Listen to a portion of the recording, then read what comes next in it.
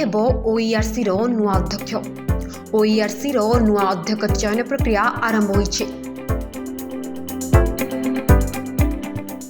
ओडिशा विद्युत नियामक आयोगर नूतन अध्यक्ष नियुक्ति पाई राज्य सरकार चयन प्रक्रिया आरंभ करिसेंती।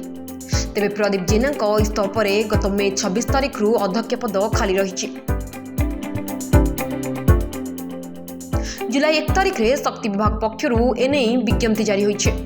तेबे चयन कमिटी 2 जन योग्य प्रार्थी नाम संबलित एक पैनल रे राज्य सरकार को सुपारिश करछंती। एहा परे सरकार चूड़ांत भावे OERC रो नुआ अध्यक्ष को नियुक्ति करिवे।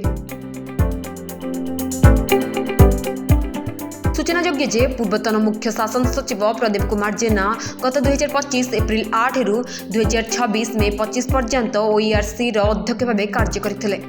तेबे किछि व्यक्तिगत कारण दर्शाई से ही पदरु इस्तीफा दैछंती, जाकु राज्य सरकार ग्रहण करथिले। सेबेठारु फांका पड़िछि एही गुरुत्वपूर्ण पदवी। ब्यूरो रिपोर्ट अस्मिता टीवी।